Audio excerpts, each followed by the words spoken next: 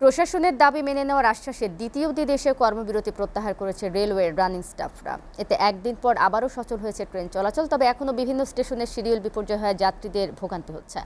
যাত্রীরা বলছেন প্রতিটি ট্রেন ছাড়তে 2 থেকে 3 ঘন্টা দেরি করছে। এদিকে একদিন ট্রেন না চলায় কমলাপুরের এক স্টেশনে 1,20,00,000 টাকা লোকসান হয়েছে বলে জানিয়েছেন স্টেশন ম্যানেজার শাহাদাত হোসেন। ইসমাইল সর্দারের প্রতিবেদন।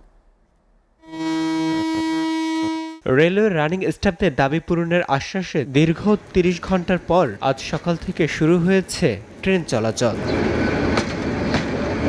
ট্রেন চালুর খবর শুরু থেকে না পাওয়ার কারণে যাত্রীদের আনাগোনা ছিল কম, কিন্তু গণমাধ্যমের খবরের পর থেকে বেলা বাড়ার সাথে সাথে বাড়তে থাকে যাত্রীদের চাপ। তবে যাত্রীদের অভিযোগ, ট্রেন নির্ধারিত সময়ে না ছাড়ার কারণে তাদের অনেক সময় নষ্ট হচ্ছে। ভোগান্তিতে পড়েছেন বহু মানুষ। বাসে চড়তে পারে না, যার জন্য আমরা কিন্তু ট্রেনের টিকিট আগেই করেছিলাম। যখন রাত্রে শুনতে পেলাম যে ট্রেন বন্ধ, মারাত্মক হতাশায় পড়ে গিয়েছিলাম। তারপর যখন সকালে উঠলাম, সবাই ওয়াশ টাশ করতেছে, হঠাৎ মোবাইল খুলে দেখি যে না, ট্রেন চালু। ট্রেন ছাড়ার সময় ছিল 10:30টায়, কিন্তু এখন দেখা যাচ্ছে 12টা 8 বাজে। যে অবস্থা, প্রত্যেকটা ট্রেনেই ডিলে করে ছাড়তেছে। কমলাপুর রেলওয়ে স্টেশন মাস্টার বলেন, একদিন রেল বন্ধ থাকার কারণে টিকিট ফেরত নিয়ে নানান জটিলতা সৃষ্টি হচ্ছে। আর্থিক ক্ষতিও হয়েছে ব্যাপক। ওনাদের সাথে আমাদের ঊর্ধ্বতন কর্তৃপক্ষের আলোচনা হয়েছে।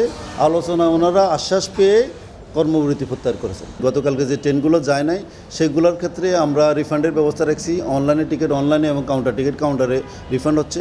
কিছু যাত্রী আজকে ট্রেনের ক্ষেত্রে আমরা কিছু সমস্যার সম্মুখীন হচ্ছি।